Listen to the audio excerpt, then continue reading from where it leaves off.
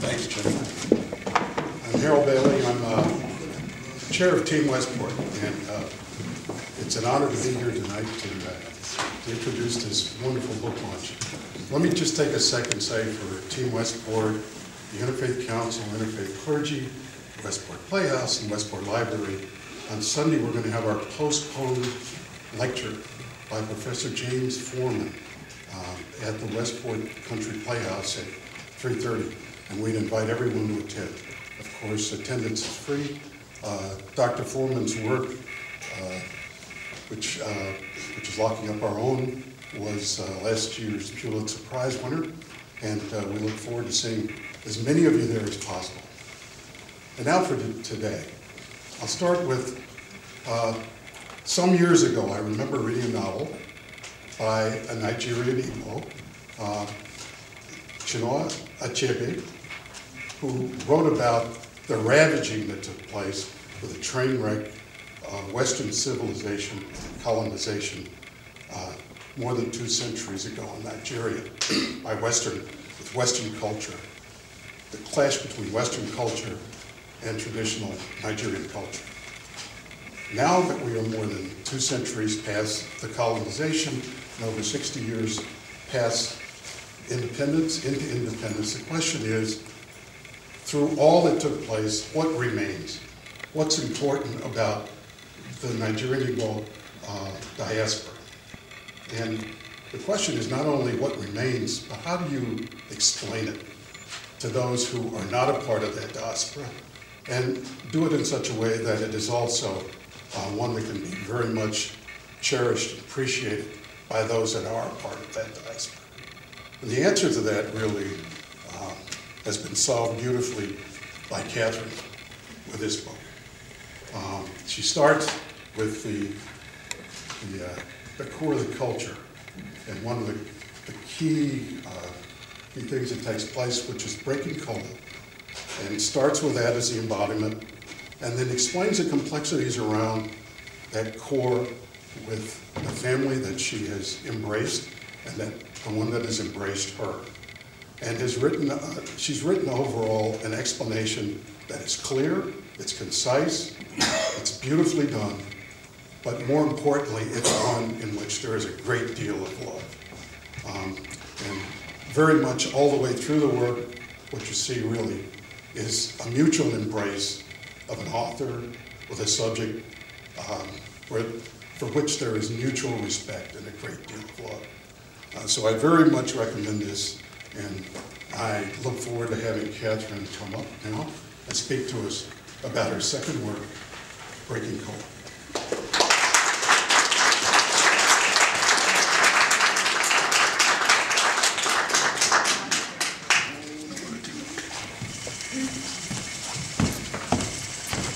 Thank you so much, Harold, and thank you, Jennifer, for arranging this event for the launch of the book. Harold forgot to mention the event on Sunday is the postponed MLK celebration. He told us who the speaker was, but that's the event, 3:30 at the Playhouse. I hope we'll see you all there. It's my pleasure now to introduce 3 gentlemen who are going to break Kola for us tonight. First of all is my husband, who is in the center there. My husband, Clement Onyemegute. Also with him is Chukwuka Diko. And the other person is Holly Odibo. I'll turn over to them the opening of our event with the breaking of Kola.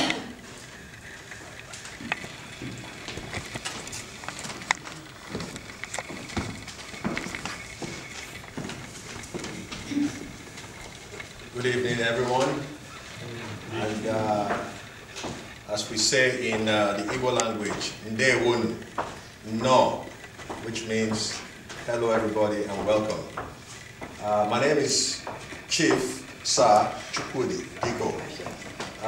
Chief, as you can see from my red cap, I'm a traditional chief of the Igbo clan. And I'm also a knighted man of the Order of St. Christopher. So I'm also a knight, hence Chief Sir Chukwudi Diko. primarily, we're here tonight to join Catherine in the celebration of our culture. As a chief of the Igbo clan, I'm a custodian of the people's culture. And when I got the call, of course I was elated, and I'm happy to be here to help propagate our culture, which is very rich. I understand we're short on time, so I'm going to go straight into the importance of kola nut to us. Kola nut is eaten universally, either directly or indirectly through some of the products that are made with it. But for the Igbos, in the Igbo, kola nut is very, very symbolic and very important. As a matter of fact, it permeates everything we do from birth to death, be it naming ceremony when a child is born, marriage ceremony, coming of age, death, burial ceremony, and every village event. It is said that if you go to a man's house, a household, and you are not presented kola nut, they haven't welcomed you yet. That's how important it is. The symbolism of kola nut to us has three main components: spirituality, community, and the celebration of life. The spirituality in the sense that we use it to offer blessings to the community and everybody who partakes in it. And of course, I think it was Chinua Achebe who said in Things Fall Apart that he who brings kola nut brings life. And all those who partake in the breaking and the eating of the kola nut also partake in life. So that's how important it is. Everything that concerns the Igbo starts pretty much with kola nut. So today, and our ancestors. Of course, when in a short time you will see an actual demonstration of how we break kola nut. And of course, like Chief Onyemaluka said, central to this is our belief in God. We're very spiritual people. We believe in our Creator and also our ancestors, who are intercessors on our behalf between the living and the spiritual. So before anything, we always call on our ancestors and give them their respect before we proceed with whatever we have to do. So at this point, I'm going to call on Chief Ichie Polygonus Odibo to step forward, and joining him, I will demonstrate to everybody here how the kola nut is broken and all the little ceremonies that surround it that make it very special. Thank you. Okay.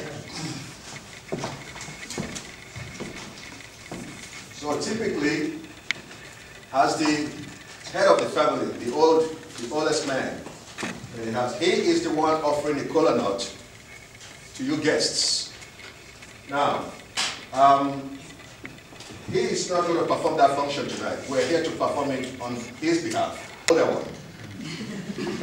So he gets to play that role. That's respect. So, secondly, even though we're Igbos, they are closer, he is closer to Chief Onyemaluka than I am, because they are both closer kinsmen that are a little further away. So also that qualifies him to play the role. So both on age and closeness. So, Chief. It's all yours. Thank you, sir. Thank you. Thank you. As he said earlier, unfortunately, kola nut doesn't speak English. Professor, is it anybody on the floor who can come forward to break the kola? Anybody from the floor? Okay. I thought so. I saw you what Roger was trying to do. Our ancestors. Ọjà Adelani. One of the floors. Yeah, watching the man. As a boss, LG's better. Imagine. This color, who brings the color, brings life. I ain't got that no idea. Tatando. Tata, starting here is being what was the man? And then, can nobody do your watch?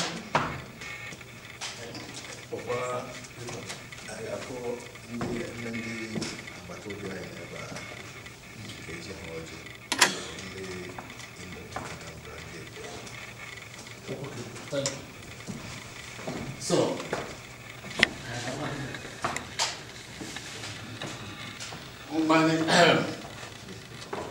the culture permits to bring the Kola to certain people as a rule. When the Kola gets home, you will explain where you get the Kola. So basically what we're doing is we're recognizing you, sir, with a Kola nut because we believe that the symbolism of this is that you take this back home to tell the story along with the Kola nut. All right. And also, we're offering it to what I call our other kinsmen who are in the audience, which is that community, for them to have a piece of the Kola nut to tell a story of what they saw here tonight.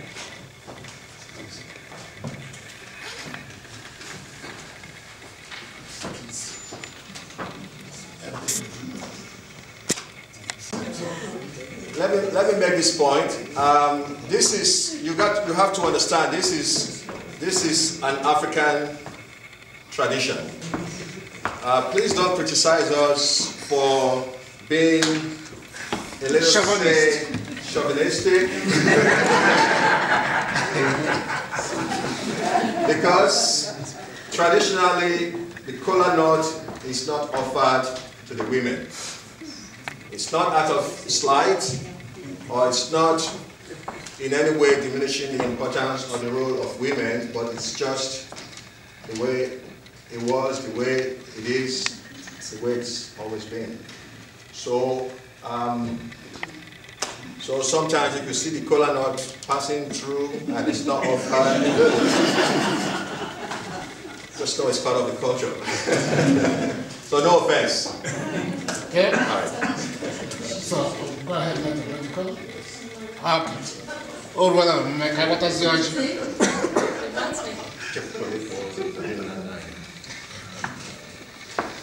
anyway, I'm a real Chile. I can't remember what I can't remember.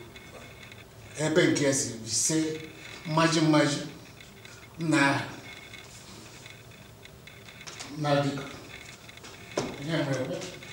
one of them, nine of your touch.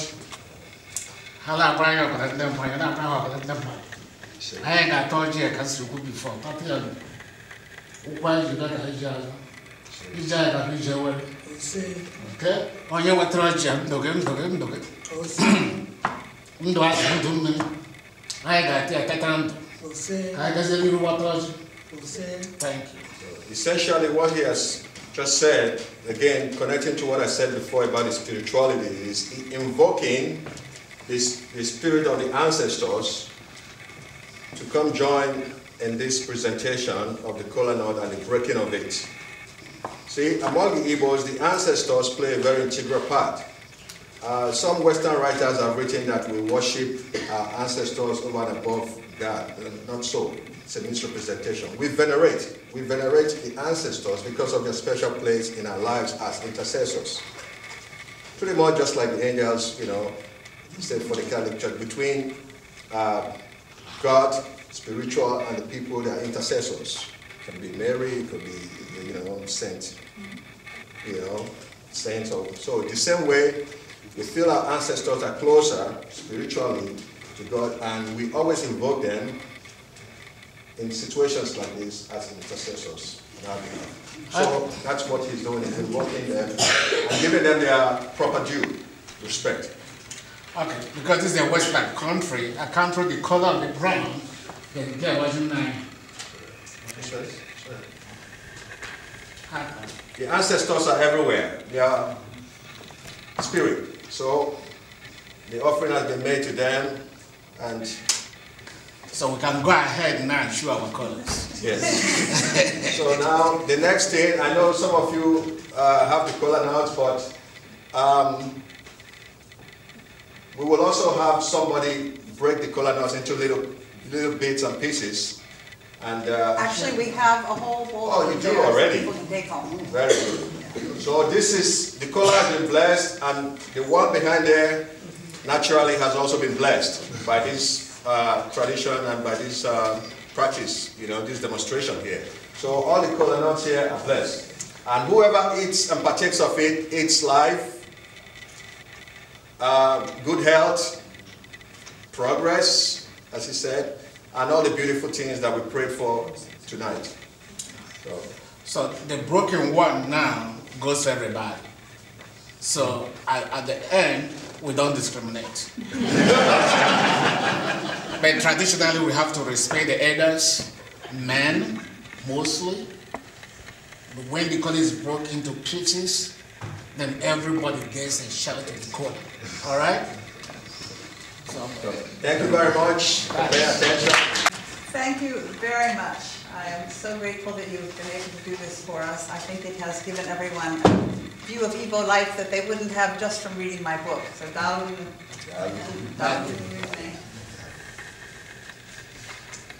And what is there left to say? First, I just want to tell you quickly why I wrote this book. As I think Harold mentioned, I published my memoir 4 years ago and began promoting it. People always ask, what is there so special about Nigeria? Why do you clearly love it so much? And I always say it's the sense of community that one finds in Nigeria. It pulled me in and it holds me still.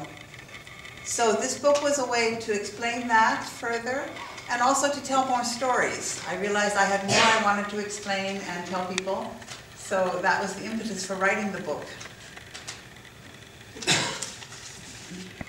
From the beginning, I knew Breaking Kola would be part of the title, but as Aileen says, she helped me get the whole title together. She's my publicist and been very helpful in many, many ways. I also just wanted to mention that Anna Dobbin is here. Where did Anna go? Anna was my copy editor. She was very helpful too. Marcel, my teacher when I wrote my memoir. So there's so many people who have helped me in this journey.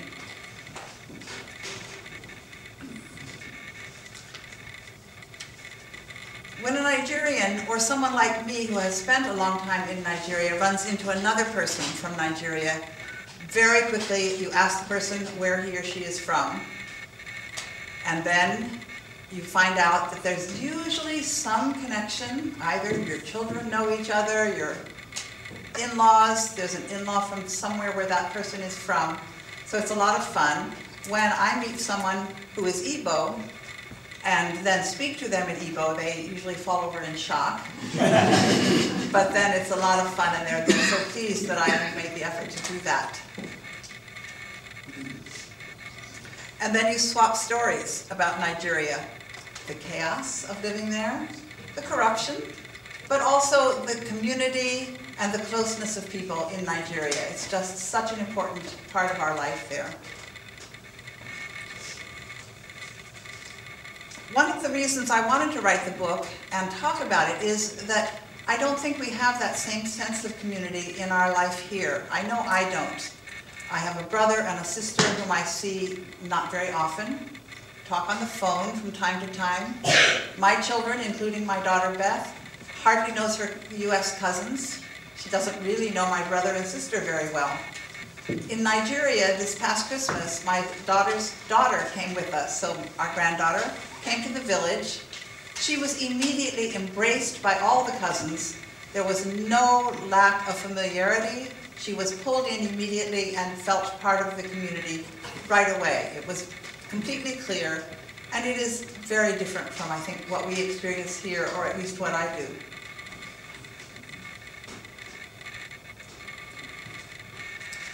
I'd like to read you a little section. Chuk, I think, one of you mentioned the ceremony of naming children, the child naming ceremony, and the section I'm going to read you is about that.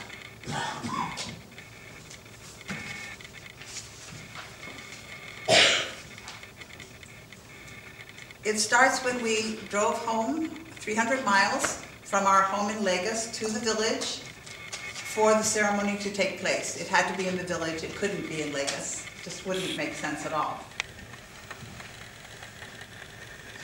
No, welcome, Mama said. That's my mother-in-law, as she hugged me and took the sleeping baby in my arms. Our son then was just a few weeks old. With her warm greeting and obvious joy at seeing my baby, I felt closer to her than I had before. I was now part of the family and I belonged here. Emma, Clem's oldest cousin, had slaughtered a goat earlier in the day and placed it over the fire to burn off the hair. When we arrived in the evening, the smell of the singed goat skin was heavy in the air. But that did not deter us from enjoying the pounded yam and okra soup Mama had prepared for us. Soon we were in bed with the baby in his yellow carry cot beside us. We could hear the women, the Ndianutardi, that's the women married into the family, who were busy in Obele's compound cooking for the celebration that would take place the next afternoon. The goat was in the pot, and the aroma of the soup had replaced the acrid smell from earlier.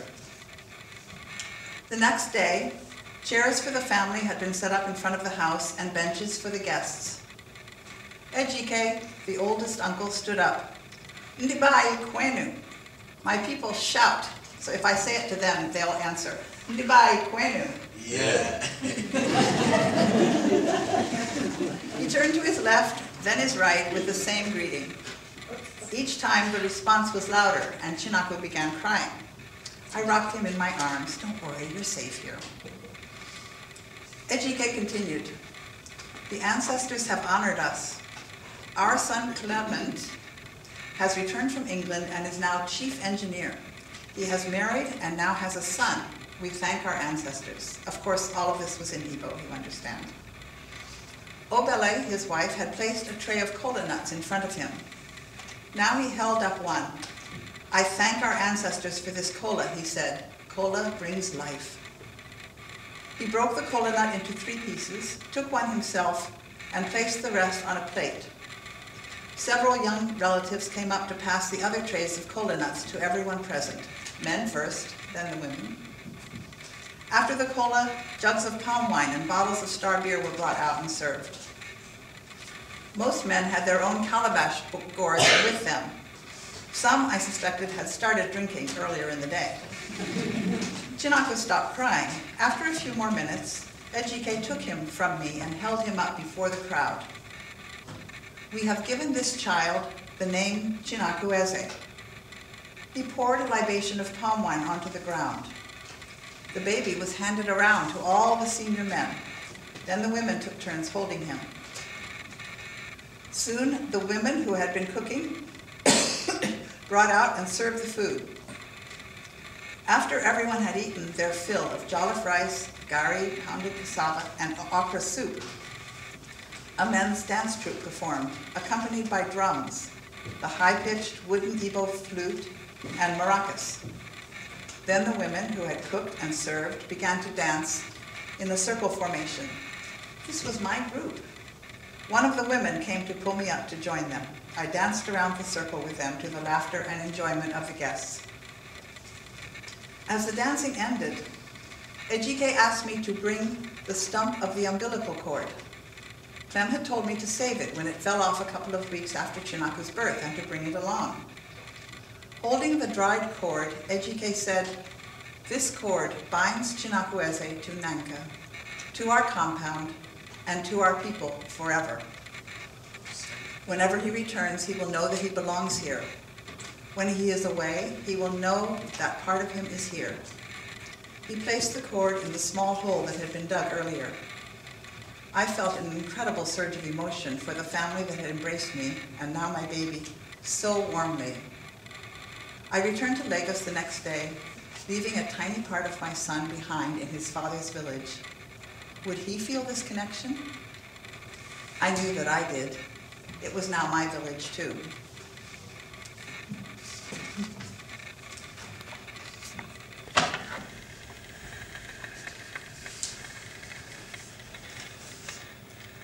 In the handout that was on your chairs, did you all get one of those? It's two-sided.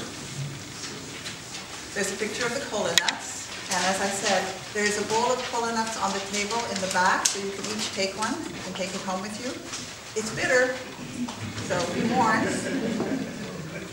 Sometimes when I'm given it in a ceremony, if I feel I'm not being watched, I will do that with it. But not always. Sometimes I chew it. Drivers of the big lorries in Nigeria sometimes chew it. It has a lot of caffeine, and they would chew it to stay awake when they're driving late at night. Also on the table, I wanted to mention, there are a couple of Igbo foods. There's akara, which is a bean cake made from fried beans that are mashed and then put into a snack made from fried dough. And fried plantain, which I'm sure many of you are familiar with already. What else is there? There was one more thing, wasn't there? Oh, they're cookies, I think. The library provided some cookies for us, too, for those who don't want to try the Nigerian food. I mentioned in the story the Ndi Anutadi. Ndi is the word for people. Ndi Anutadi are the women who are married into the family. So this is my group. They have embraced me. When I am in the village and they have a meeting, I have to be there. My daughter, however, is part of the Umuada. And as I mentioned on the handout that you have, these are the women who are born into the family.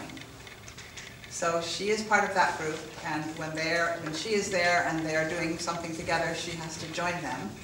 They're the holders of custom. This is a very important role they have. In my memoir, I talked about a particular case where my mother-in-law refused to shave her head when it was required after her husband's death. The Umuada said if she didn't do it, they would block the entrance to our compound and no one could come for the funeral. And she finally had to give way. That's how powerful they are. Still today, they hold some power, maybe not quite as much, but I wouldn't want to cross them, and I don't think most men would want to cross them either. They would not. I think what I'll do is, since it's already late, is ask if you have any questions about what's on this sheet or anything that we have said tonight. Before I do that, before I take the questions, the book is on the table in the back. I hope you'll buy a copy. I'd be delighted to sign it. There are a couple of copies of my memoir there also, if anyone wants to catch up. And the door prize. There's a door prize. So put your name in the fishbowl and then hang around and somebody will draw the prize. And the food is on the table in the back. Anything I'm forgetting to say? Bookmarks? Bookmarks, yes, there are bookmarks there for everybody. And I think now I can ask for any questions you have. Yes? What is the actual significance? Why the Kola nut? I think you'd have to consult the ancestors for that. Is it used for anything other than ceremonies? Well, for the Igbos, like I said before, the Kola nut is present in everything we do. But more to your question, maybe you're asking about commercial use, Would you applicability. eat it for food or? No, it's not food. It's only eating at a time of celebration or gathering, family gathering or communal gathering. But of course, over time, people have discovered that it has some medicinal powers. She mentioned caffeine. It's very high in caffeine. So when I was a kid growing up in Nigeria, studying for exams, we used to consume a lot of these during the examination periods to allow us to stay awake. And I'm talking about very rigorous studies where you have your feet in water and you have your candle and you're chewing Kola nut and studying all night, keep you awake, you know. So a lot of drivers, a lot of commercial drivers, you mentioned that also, because of the effect, it helps to keep them, you know, energized. So, you know, and it has found commercial use also. If I'm not mistaken, I believe this is used in the production of Coca-Cola, you know, Coke, you know, and so many other things. I've read about that, and what I found, I think, is that it was used originally, and now the manufacturers of Pepsi and Coke and the others use a synthetic, but the original flavor came from the cola nut. Very interesting. And if I may, please, I want everybody here tonight to have a taste of the cola nut we blessed here is not it's not ordinary cola nut anymore. It's been touched by the ancestors and blessed by ordained chiefs. So please make sure, even if you take a bite of it before you leave here tonight. There are small ones on the table as well as the one size that they broke tonight, so you don't have to take a big one. Yes. Adding to the importance of this cola nut, in Igbo culture, if somebody steals one of these, he or she will be excommunicated. This is how powerful, how spiritual it is. Igbo people, we don't grow much of this. Yorubas grow much of this cola, and they don't respect it the way we do. Ask me why, I don't know. Tradition. It's tradition. Yeah. That's how powerful it is. Yes. Another question? Yes. I get the feeling that there are lots of different groups that each person belongs to with responsibilities that go with each group that they're part of. And I'm wondering when Igbos are not in their homeland or their community, but they're working abroad or in other distant parts of that large country, Nigeria, how do they manage to keep up with their responsibilities to their group? That's a great question. Very good. Very good question. In every city in Nigeria, there is an Igbo association. So the Igbo people who live there will be part of that. There will also be an association of the people from a certain town in almost every city in Nigeria. In the U.S., there is a major Igbo association, one for men, there's another one for women. There is another group called Umuadai Igbo, which is the Igbo women. That's not the major association, but it's another group who actually have a consultative status at the UN. I ran into them, I was surprised to see them. Several years ago, I was attending a meeting at the UN, and they were all dressed in the same outfit, and it actually said on their outfit, Umuada Igbo. So I knew who they were, and I went up to them and spoke to them in Igbo, and they were, of course, happy and surprised. So that's another group. And there are other groups based on specific interests. Like my husband's secondary school, Dennis Memorial Grammar School, has an alumni group of this country, and they meet every year or so. So there are many ways people stay connected. Yes, sorry. Adding to that, we have a young Igbo Youth Association now. They have their conference every August. These are mostly young Igbo kids born in this country, college graduates, professionals. So they meet every August, different cities, different states. And they also go for medical missions in their various villages to help. Do you use the internet at all, Skyping? Oh, of course they do. Online conferences? Yes, what's up? And to add to that, the Igbos are great travelers, sojourners. We're everywhere, everywhere. I mean, you go to Alaska, to the remotest part of Alaska, you probably find an Igbo man or an Igbo woman. We move around. You just pick the city where everybody's going to be, and no matter where you live, everybody congregates there. And, you know, we introduce our children, our wives, husbands, brothers, and have one big kumbaya. Yes? Yes, I'm curious, you mentioned your village. How many people are just in your village? Well, it's actually a town. The town is called Franca, and it's got 7 villages. And I have been unable to find population statistics, but I would guess Nanka has something like 60 or 70,000 people, maybe, something like that. And our own village is one of 7 in the town. So 10,000, 15,000 for their village. I do have a chart that someone from the village has drawn up who is studying sociology and geography, and he made a chart of all the 7 villages and all the clans within each village. So there are a lot. Yes? Can you tell us anything about the cultivation and harvesting of the cola? It grows on a tree. There's a kola tree, which I believe is part of the evergreen family, but I'm not sure.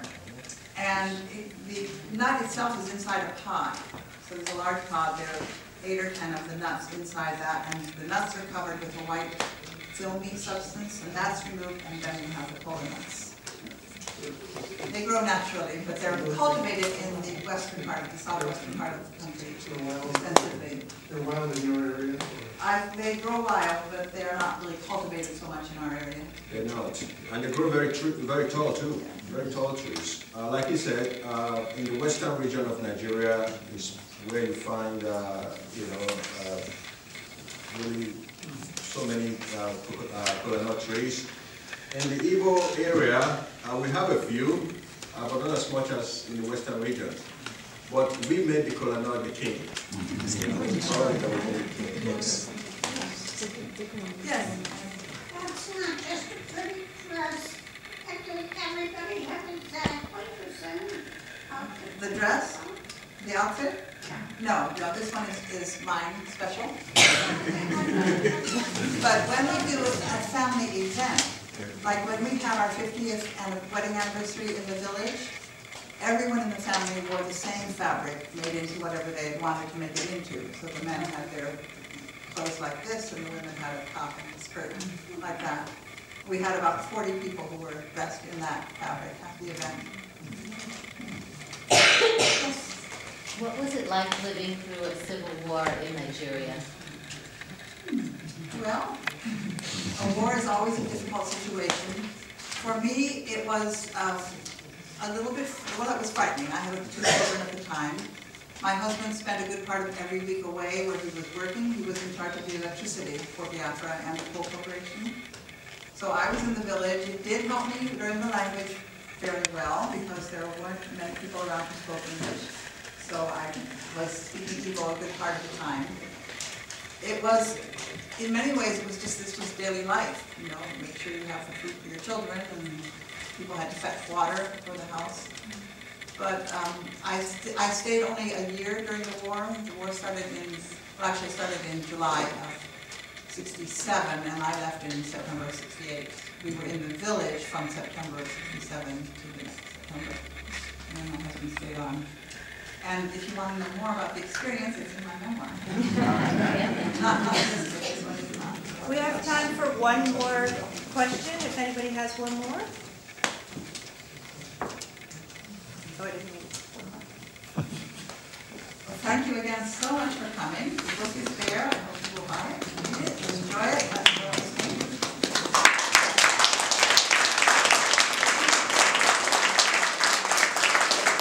I think maybe we met hiking or something there. No, not hiking. Yeah. That would be me. No?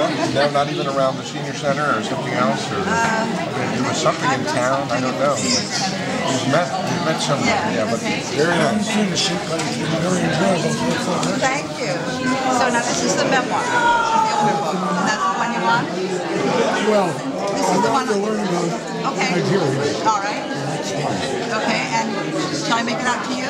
No, you can just date it and sign it yourself. And it's $15. What's that? No, I have it. Oh, you had it right with you. Right, Okay, right. a super fan. Okay. All right. So today is Just 7. So I'll sign it for you.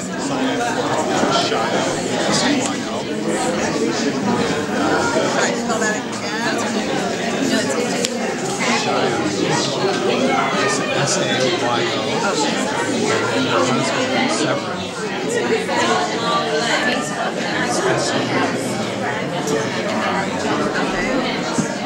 S-A-V-E-R-I-N.